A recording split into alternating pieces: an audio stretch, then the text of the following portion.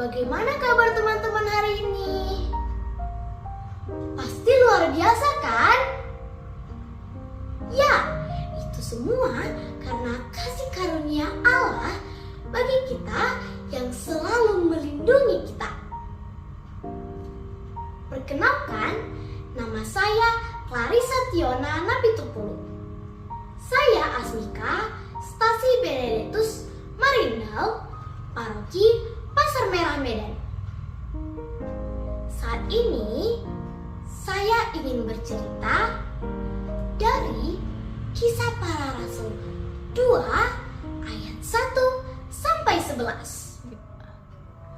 Pada suatu hari, di saat murid-murid Yesus sedang berdoa dan menyembah, tiba-tiba terjadi suatu hal yang sangat besar. Apakah itu? Ya, tiba-tiba terdengar tiupan angin yang sangat keras. Dan tampaklah lidah-lidah seperti nyala api yang bertebaran di atas kepala mereka. Lalu mereka dikelilingi oleh Roh Kudus. Kemudian mulailah para rasul itu berkata-kata menggunakan bahasa yang lain. Mendengar itu, banyak orang datang berbondong-bondong dan berkerumunan untuk melihat kejadian itu.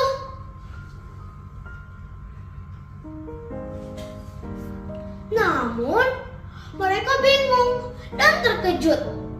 Bagaimana mungkin mereka bisa mendengar para rasul berbicara dengan bahasa mereka masing-masing mengenai perbuatan Allah yang sangat besar? Hei, apakah mereka yang berbicara itu orang Galilea? Bagaimana mungkin kita bisa mendengar mereka menggunakan bahasa kita sendiri? Bahasa asal dari negara kita. Ternyata orang-orang yang berkerumunan itu berasal dari berbagai negara, yaitu Media, Elam, penduduk Mesopotamia, dan lain sebagainya, maupun orang Yahudi dan orang penganut Yahudi. Wow, banyak sekali orangnya. Bagaimana mungkin mereka bisa mendengar para rasul berbicara dengan bahasa mereka sendiri? Sangat ajaib, bukan?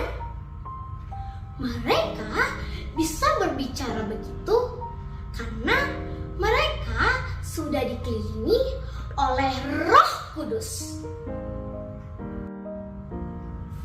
Nah, dari cerita tadi disebutkan bahwa para rasul bercerita tentang perbuatan-perbuatan Allah yang sangat besar. Di dalam kehidupan kita sehari-hari pun ada banyak perbuatan Allah yang sangat besar. Contohnya, kita masih bisa bernafas dan hidup sehat.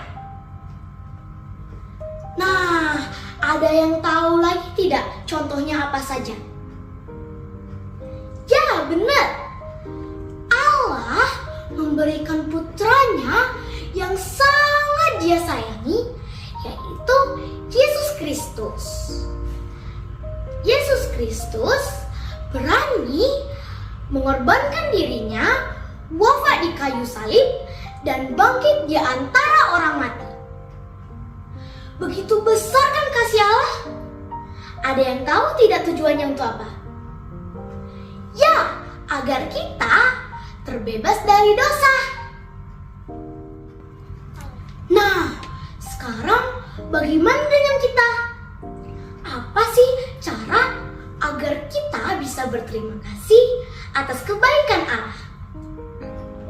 Ya, kita harus bersyukur, dan selalu bersyukur.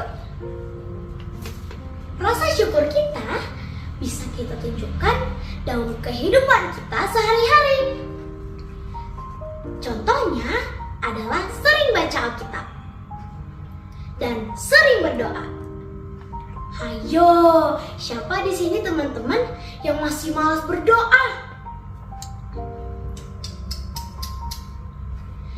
Kita juga sebagai anak harus patuh kepada orang tua dan sayang kepada adik, kakak, dan abang.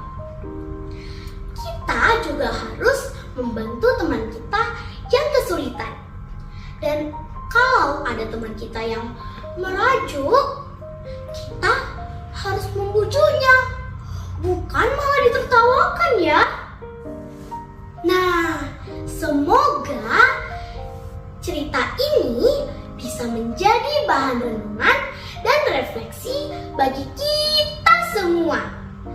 Dan agar kita bisa ingat untuk mengucap syukur dan memuliakan nama Tuhan di kehidupan kita sehari-hari. Dan agar kita bisa membawa sukacita bagi teman-teman kita di sekitar. Nah, inilah cerita singkat dari saya. Terima kasih teman-teman telah mendengarkan saya. Tuhan Yesus memberkati kita semua. Shalom.